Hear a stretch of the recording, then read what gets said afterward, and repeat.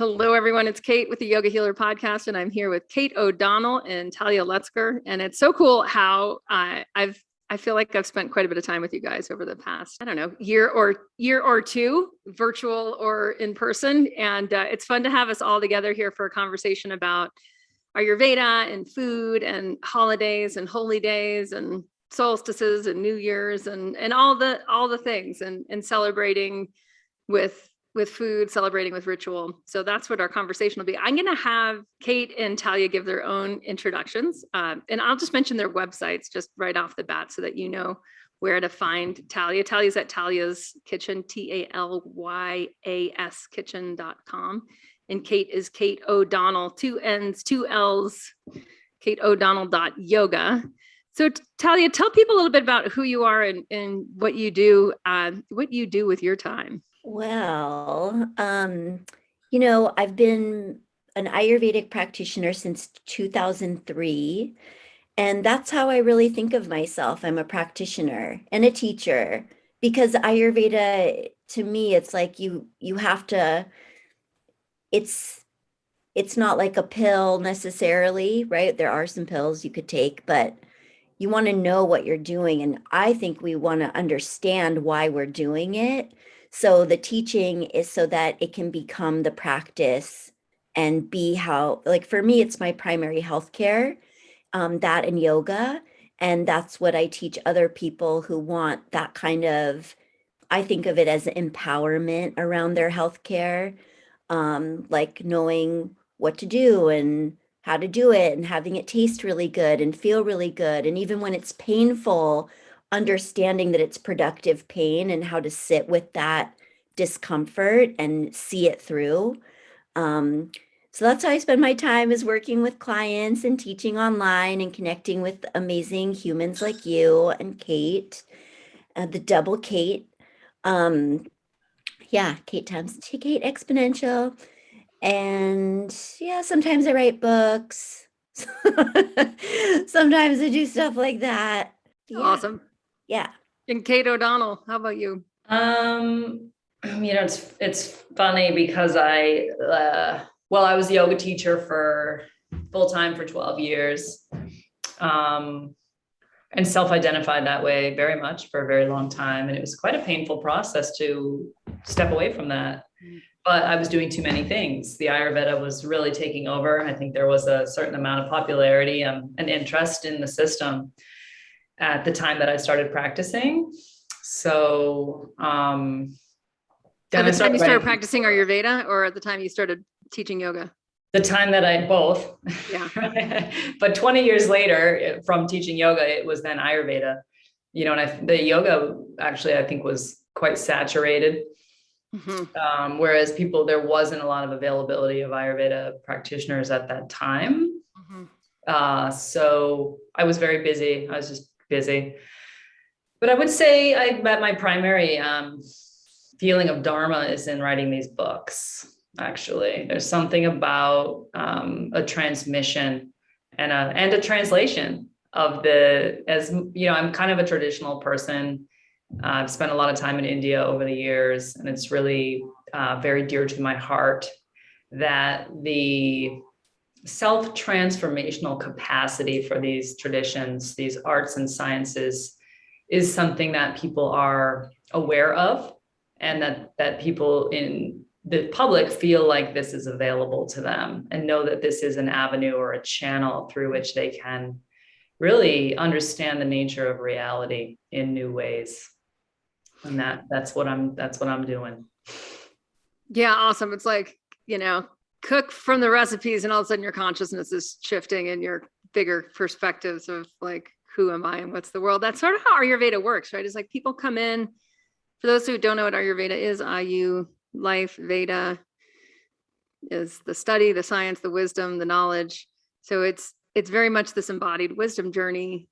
And people come in for all different sorts of reasons, and eventually, for those who are really smitten by it, like get a bit of a systems training, right? And like, this is what that is. So let's talk about, let's really just talk about like what people's triggers are in the holidays and how what I'd like to center around is how rhythm and ritual are in so many ways the antidote. Like when we really pause and say like, and empower ourselves with like, what do I want my rhythm to be in the holidays? What do I want my rituals to be, including my rituals around food and family, whatever family is defined as.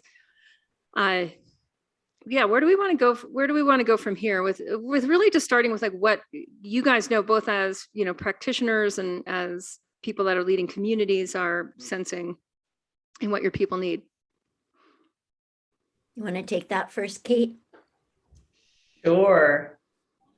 I mean, I think that people are looking for recipes that provide the feeling of the holiday, the joy and the building and treat nature of the food that won't mess them up.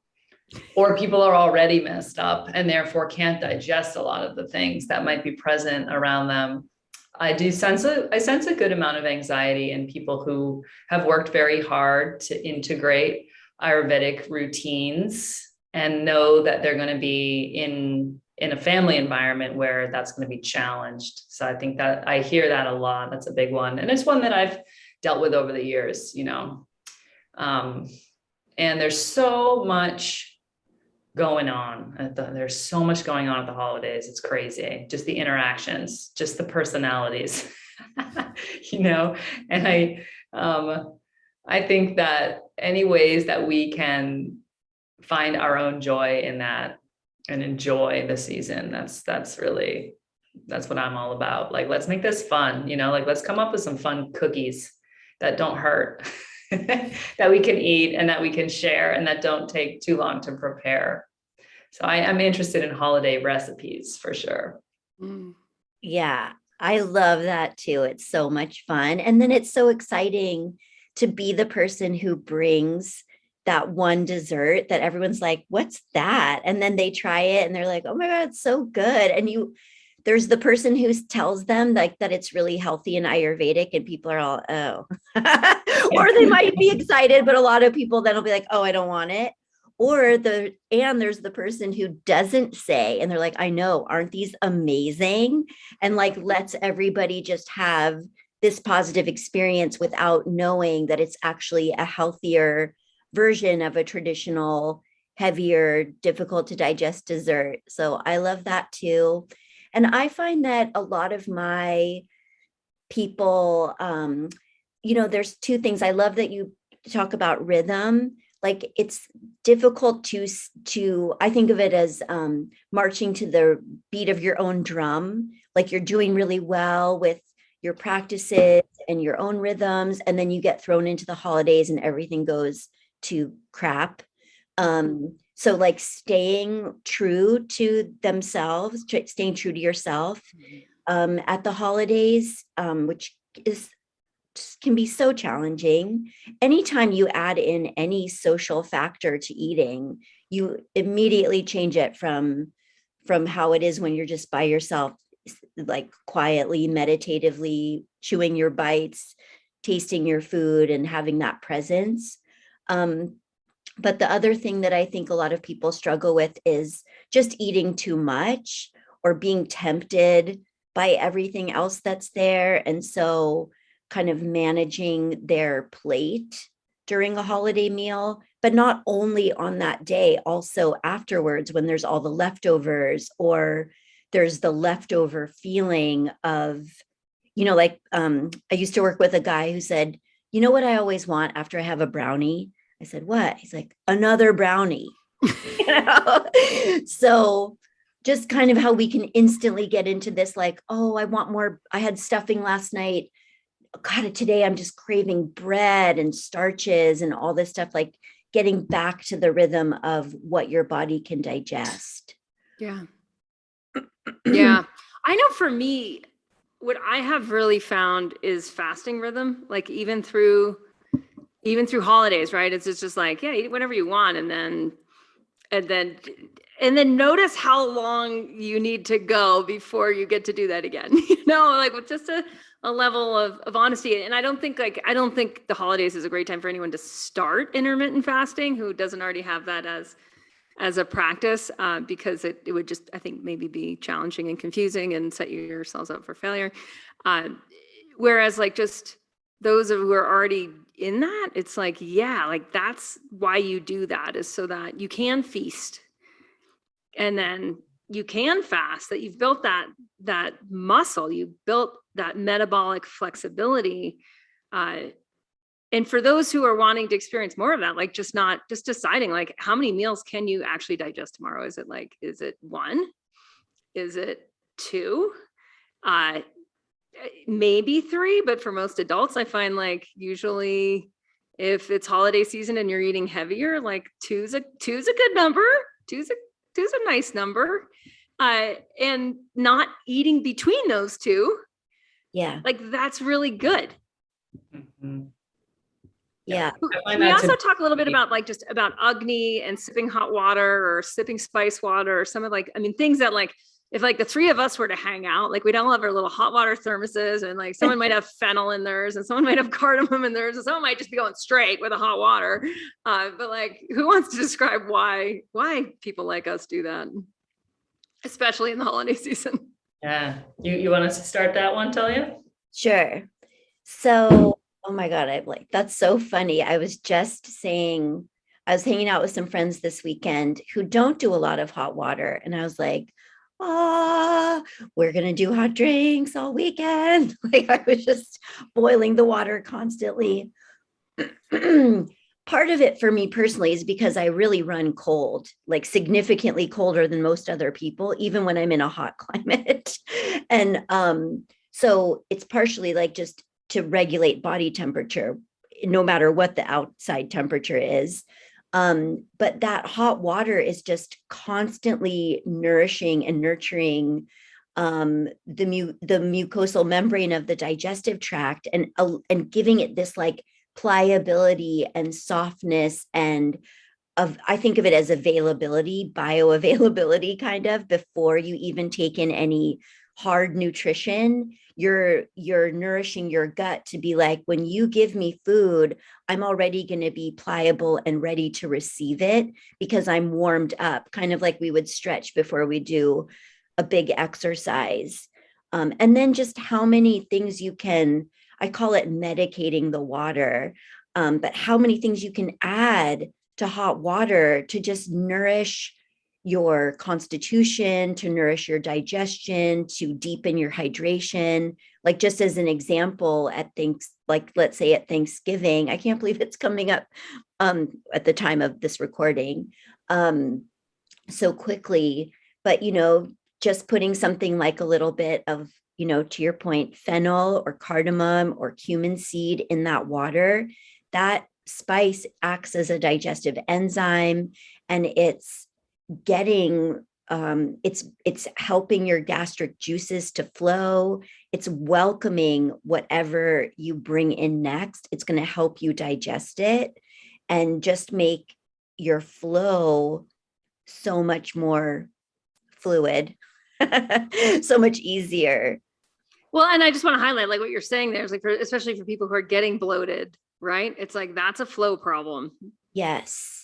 Constipated, bloated, and who like, you want to eat a really nice meal with your family or your friends or whatever, and you feel like, God, I'm getting full so quickly. Like there's a blockage there. And it can come in so many different forms, but there is a block. And so that hot water is also, especially throughout the day, it's hydrating you, but it's also helping to move through any blocks or stagnation that are in your way. And I want to hear what Kate has to add to this. Kate O'Donnell. Yeah. I know. I just came across that shloka this morning in Ashtanga Hridayam about how water that has been boiled and then cooled does not increase the secretions in the body. And so a lot of the way that we get, waterlogged, stagnated, overweight, all that stuff can be from excess secretions, which eventually we end up with blocks. Like in the way where the plow goes by the end of my driveway. And then there's a berm, and it's like, so the flow of the movement is disrupted because of the excess, And so I think, a lot of us, I kind of want to give a shout out in this moment to the millions of people in the world who would never have a conversation about excess in this moment. And I do think that's an important thing that we can also remember around times of year in this country that are excessive, that there's more, there's other reasons also to be more moderate, so to take less so there's more for others. Just throwing that out there. But the thing about the excess secretions in the body is simply cooked water, actually, so when we cook our water, it changes its nature. It becomes less heavy. And so therefore, when we're drinking this water that's been boiled, and then we can medicate it too, as Talia is saying. I'm a ginger fan.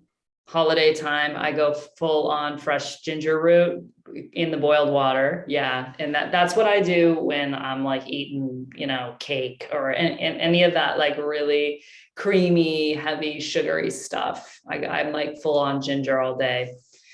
And it decreases our likelihood of creating ama, of getting undigested food in the gut, so that's the way. It's just, we're talking about the same thing. It's just the way that I would describe it.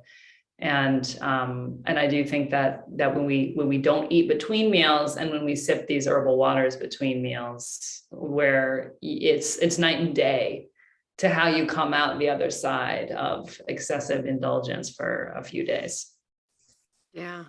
It's so simple too. It's like, I often find that like just the habit of here's the thermos, here's the tea kettle. Like when you wake up in the morning, put on the tea kettle, like fill up the thermos, it's just that, then carry it around with you, and you might have a sip every, a couple times an hour. And it's so simple. And yet like, wow, like the three of us are talking about it. So it must be important.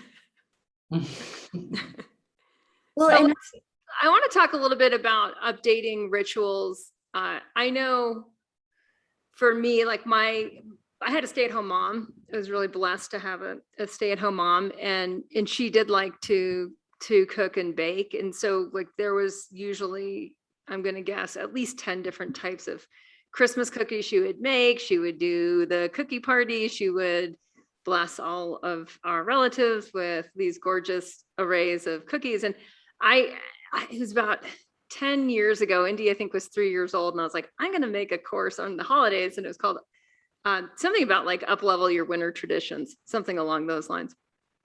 And it was really about like redefining traditions in alignment with values, And so like I valued the same thing that my mom valued, which was like cooking and creativity and the kitchen and tradition, like having tradition that was around the holidays with having a child and that sort of thing. And what I didn't value as much was like the white flour, white sugar combination. And I often find that like with tradition, there can be there's a weightiness of the past, and there's a beauty to that, but then there can also be a pathology. It's just to be strong about it with that, where it's like that was important then because they were working a farm, and those were new things on the horizon, like excess flour and excess sugar were like really new to at least in the American economy, within the last 100 years, European community a little longer than that. But like at this point, that's dated. Like we have sedentary lifestyles. Even our children statistically are a lot more sedentary. They're a lot more inside than they are outside. Some of them are inside and masked. And so there's just a lot less oxygen flow, et cetera. So it's like, how do we update our rituals so that we get the depth of meaning and tradition without any of the pathologies? So I'll let you guys take that from there. I was waiting for you to just like drop the bomb, and then I'm like, okay. I got it. But it's kind of like, what have you guys done? You know what I mean? Like what's working? Because I'm sure we've all done this too. Like we're all naturally doing this updating, this invention around what really matters. Well, the other value that you said about your mom is she was sharing. She was like, it was a way for her to give and be generous and connect. And that for me is the funnest part of the holidays. Like that's what I live for. That's what I want to do. So my best example of this was I was at a friend's Thanksgiving dinner, and I knew that he had a very traditional family. So I didn't really know what to expect. It was my first time spending the holidays with him and his family, but I knew that I wanted to bring something that would be potentially different and inspiring, but like really delicious and just something really fun to share. And I brought a kale salad, like a marinated kale salad. I put pomegranate seeds in it. Like I tried to make it look really festive and beautiful. And when all the food was laid out, it was like a giant island in the kitchen. Every single thing was brown, everything. And then this green, it was like this emerald in the center of in the center of all this brown. And his family was like, wow, they've never really had never eaten kale. And, it was a big table, probably half of the people were so excited that it was something that was so healthy and different, and it tasted so good. And they were just so grateful that it was part of that array. So that's kind of the route that I take, is just, what can I contribute that I know, that I think is going to be inspiring and bettering like the overall nutrition for everybody who's willing to try it. Yeah. I'm with you on that, Talia, that the green is always missing. And it's like, it just feels like an incomplete meal to me without something bitter, because bitter is a digestive and a cleansing taste.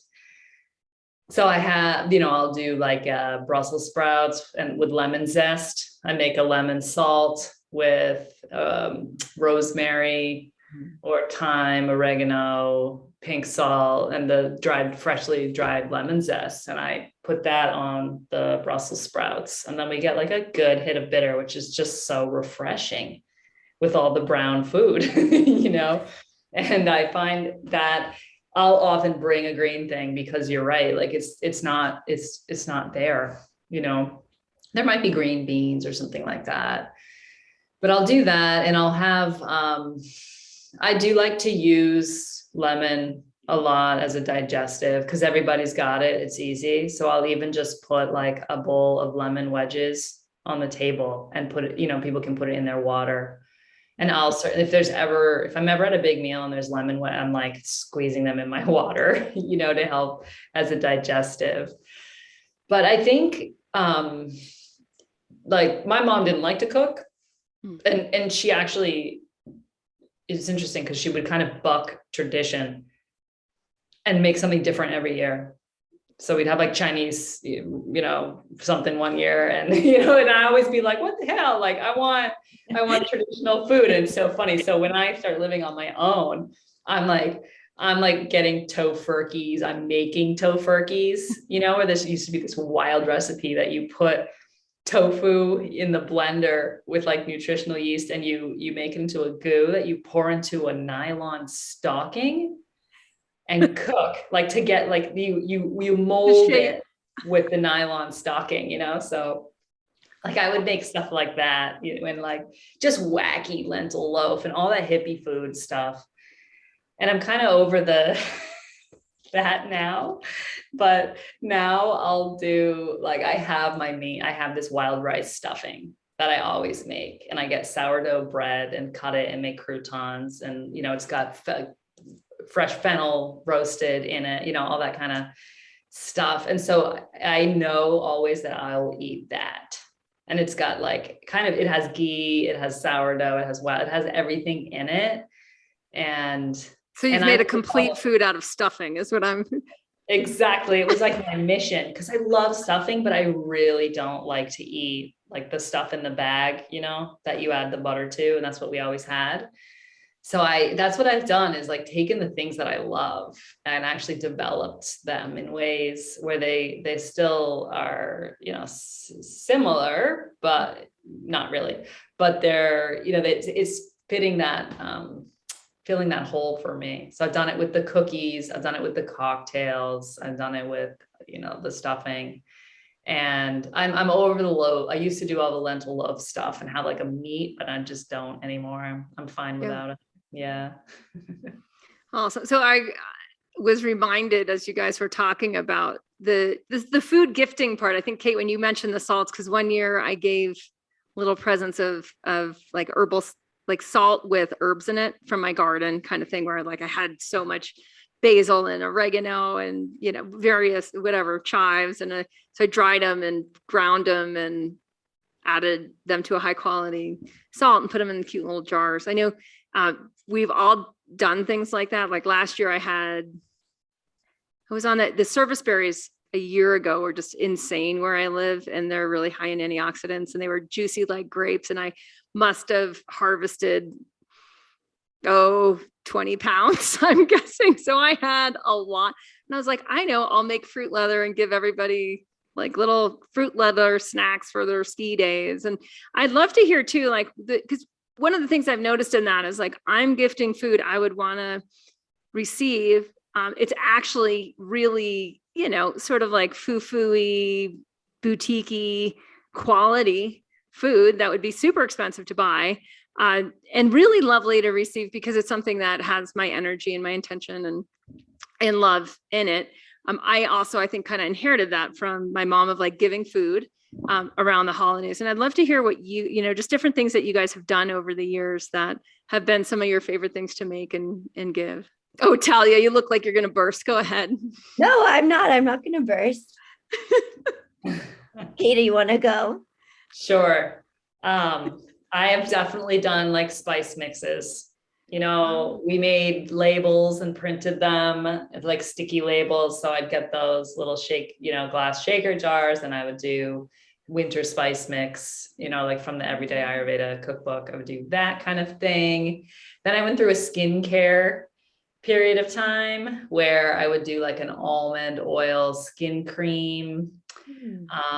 With like beeswax, or what was your coagulant? Yeah. So, the recipe I use now is in the Everyday Ayurveda Guide to Self-Care. And that's from my friend who owns the Birchstone Apothecary.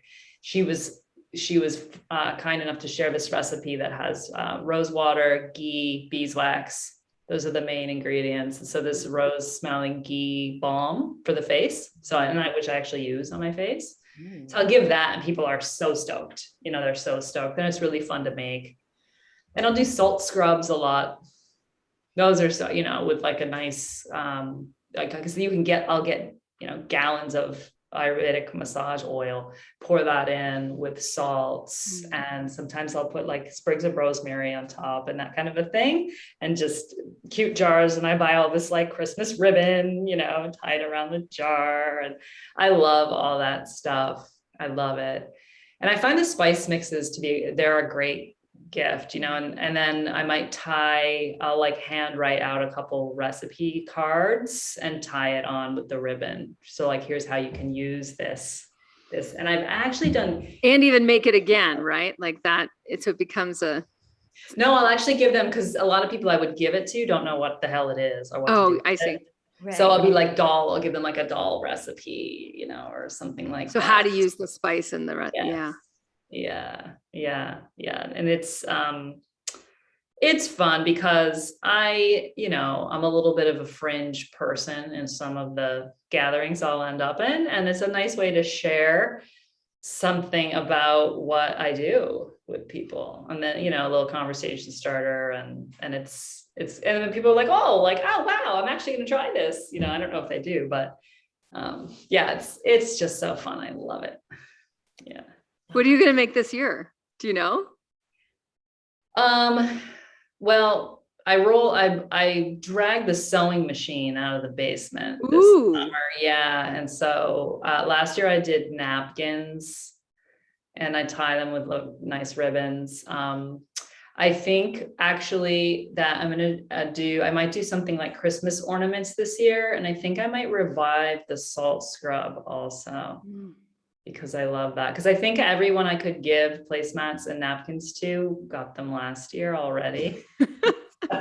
So I'm thinking Christmas ornaments, and that's like with my friends' kids. So they'll be made out of like clay or something. But yeah, it's going to be a salt scrub, I think, this year. Everyone already has everything else. Oh my God, I'm so inspired. I'm so excited. I want to make salt scrub for everybody.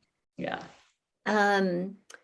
Gosh, for me, I'm such a dessert person, so I'm always reinventing sweets and making them Ayurvedic, you know, digestive friendly, and just my focus is always on using just the least amount of sweetener, but the highest quality sweetener, totally going crazy on spices to make them as digestible as possible. I mean, not never, I almost never use flour.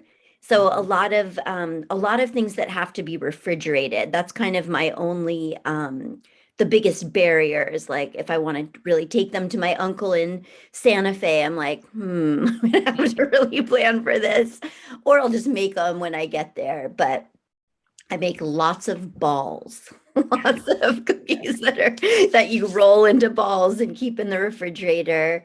So like the dadus from the Ayurvedic vegan kitchen, that is just one of my all-time favorite recipes, and you can make it however you want it to be. You can add so many different flavors and herbs, and you could put rose powder into it. You could use carob if somebody's not doing cocoa or cacao powder. Sometimes I use protein powders in there, and I'll give them as like breakfast bites, like a way to really get somebody to have protein and fat and spice it in the morning, without it being a bar that's packaged.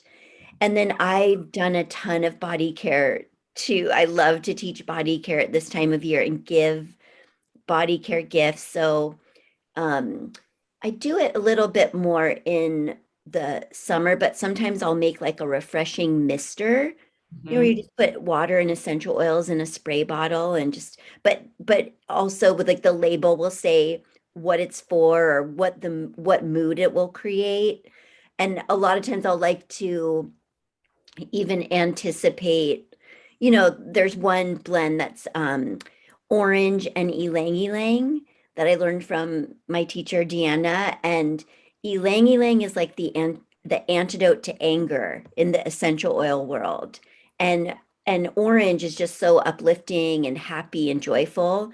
So when I make a label for that, I'm like, feeling cranky, spray this. Like feeling irritated with your relatives, just spray everybody at the gathering and everyone will be like slightly altered state.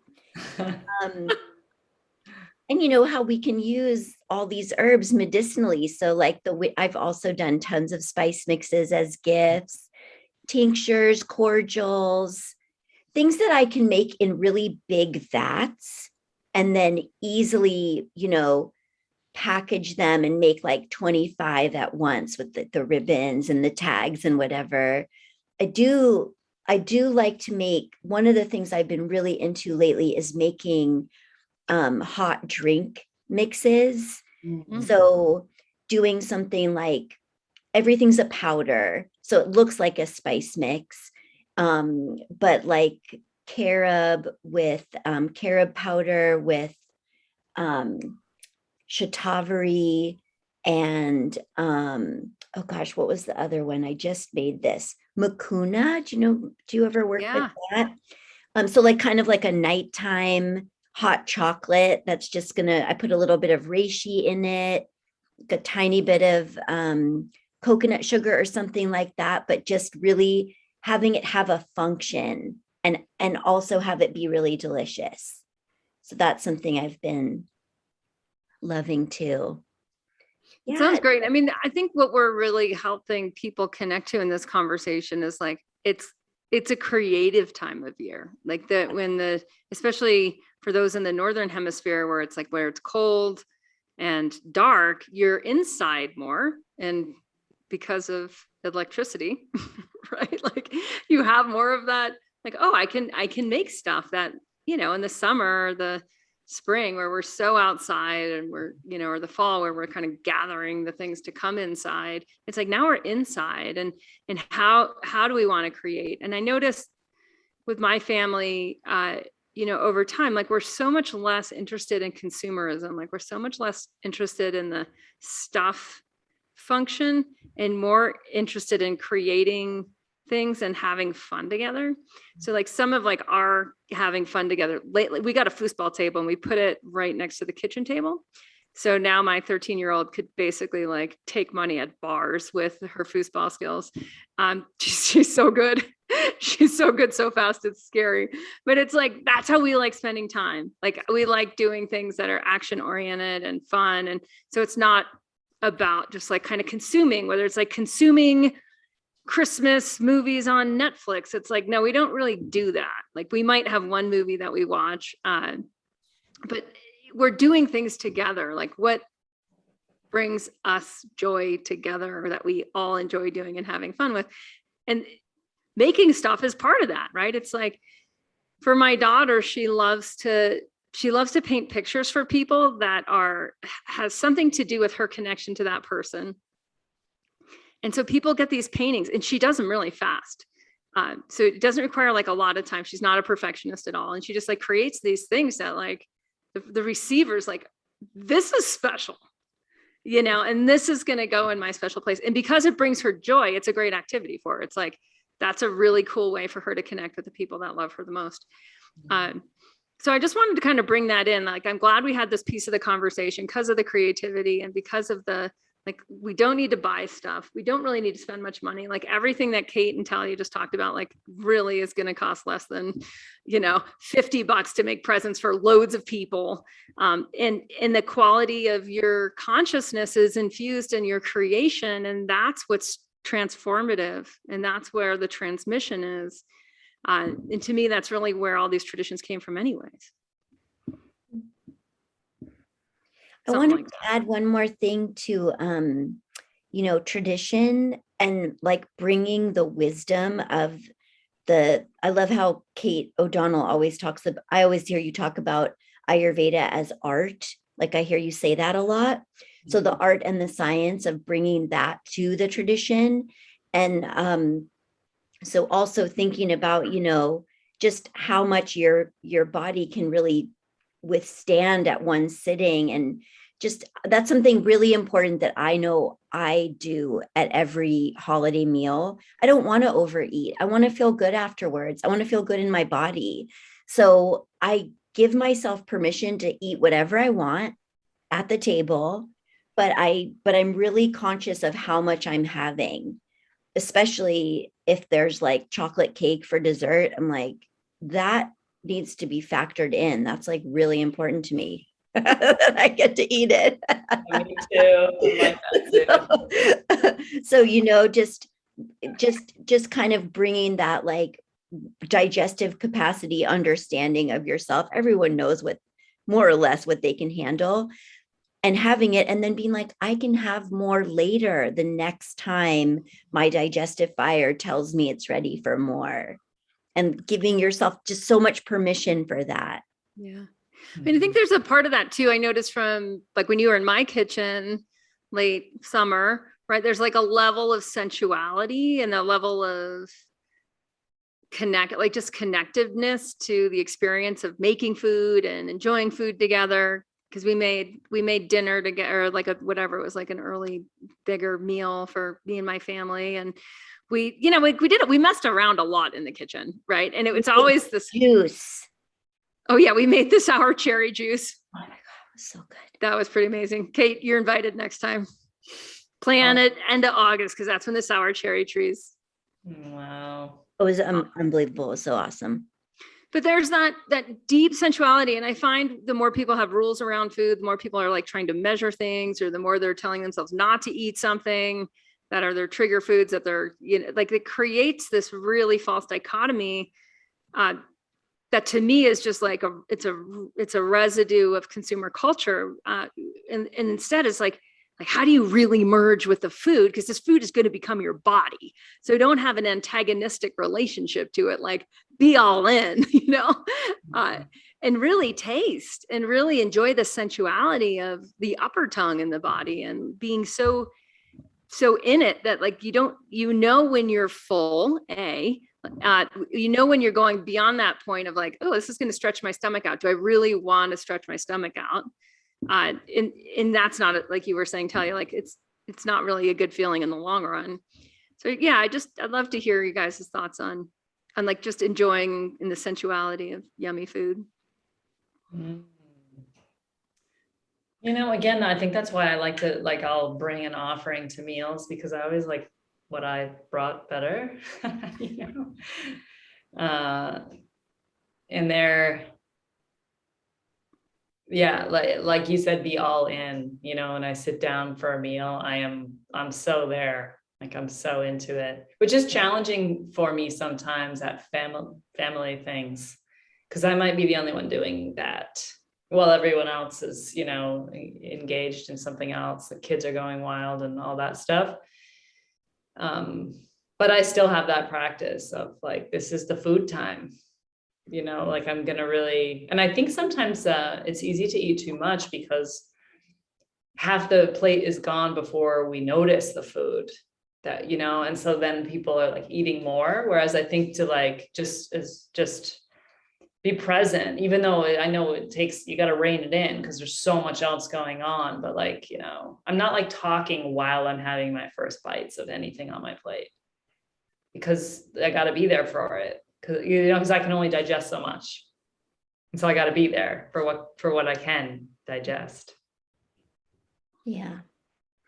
Yeah. I mean, I just think it's about building skill, like with the skill that helps you stay in alignment with the rhythm that you want to have be your own, that you're already cultivating in, regular life. I mean, I'm assuming this for the listeners that, right, everyone who's listening to this is interested in cultivating their own healthy rhythm with food and nourishment and digestion. And so I employ a lot of different skills when I'm at these gatherings, because I'm very excited and enthusiastic, and I love seeing people, and I get so into it. But I keep myself really grounded. Like I have my hot drink in my hand until it's time to sit down. And if a hot drink isn't like made available, I mean, I just go and make one. I'm like, can I boil some water? Who cares? No one ever has said, no, you can't boil water in my kitchen. And,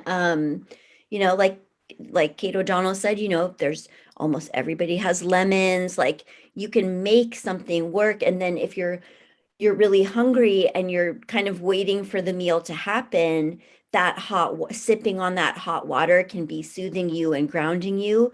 But you could also, another skill is just to be like, you know what, I just need to sit down and eat a little bit of protein or fat just to like satiate me so that I can be present when everybody sits down and still enjoy the meal that I really want to enjoy. So, I mean, it always depends, but I keep going back to this one, the dinner where I brought the kale salad, and I remember there was like some kind of crab dip that was unfamiliar to me, like lots of, I think it was like mayonnaise and stuff, but I was like, if I have a couple tablespoons of that, actually, that'll tide me over. I just located the thing instead of having the chips or the raw carrots or something that wasn't really going to help me get grounded and wait. So yeah. Awesome. So I would love to have you guys share some recipes that we'll put in the show notes for things that that you're going to make this holiday season, either for yourself, for like days that you're not with other people, or things that you'll bring to gatherings. And then we'll have those in the show notes, you guys, so that you guys can see what the foods that we're making for ourselves and for our peeps. Yeah, I Talia. have a request. I have a request that Kate O'Donnell gives us the ghee rose water Mm. face cream, please. Have you had our Ojas bars too? Like I'm sort of on a, like for me right now with we came out of the yogi detox and I really hadn't been having things with like much sweetener at all. And then when I was like, oh, I want somewhat of a treat, I started making Kate's Ojas bars, and like a little goes a long way. So that's going to be we're just going to throw requests on you, Kate O'Donnell. You're going to have to talk to your publisher to really. I'll throw in my service berry bark recipe that can work with any kind of berries. Yeah, awesome. Oh, I think I have an herbal salt recipe too that I made back when I was doing that, because that's so fun to just like, it's such an easy way to be in people's kitchen. I love, Kate, the idea of like the spice mix. It's like a way you can then be in people's kitchens over time. Yeah, it's awesome. Any closing thoughts on the holidays? I think the piece about sensuality and really enjoying and being present is just the best advice to go into the meal with. Just like love the meal and love the people that you're with and love yourself, and like be in that intention. So you just leave being like, you know what? I ate what I wanted and I had such a good time and I stayed connected with myself. And even if I feel full, I feel good. Awesome. I agree with that.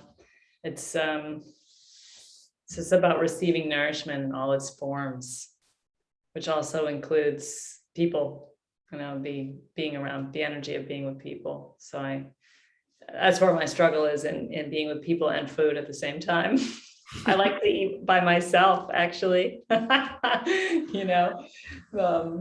Hey, that reminds me of an interview I did with Mary Jo Cravata, and she will not have a conversation with food. So she found, and she's super like Vata, Pitta, Constitution, light on the digestive side.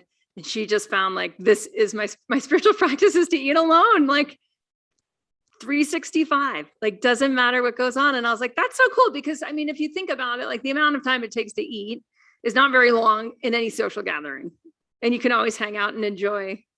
Yeah, I've been known to take my cake, because chocolate cake is my favorite food, and like the real deal. I'm a crappy baker, so I don't. Oh, come on over. Indy makes an insane chocolate cake. See, I would take it and go in the other room. Yeah.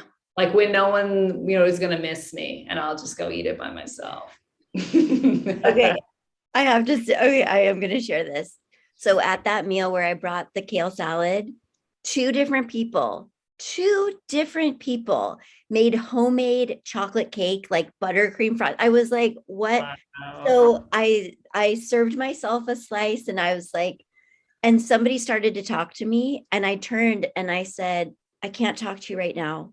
I'm eating chocolate cake. Like, it's a true story. I just was like, please just give me like a few more minutes and then I'll give you my attention. I'm not going to do it while I'm eating this unbelievable birthday cake at Thanksgiving. It was so good. I can relate to that. Yeah. I love it. And I'm just going to close with like, it's the joy of taking walks together after meals, even in the dark. I often walk in the dark because it gets so dark so early and late here. And it's like just such an incredible thing, just the walk, whether alone or with people. Post-digestive. All right, you guys, we'll definitely have to do this again. That was super fun. Love you both. I'm so glad that we met over the internet. Me too. So grateful. Yeah. It's great to see you guys and be together.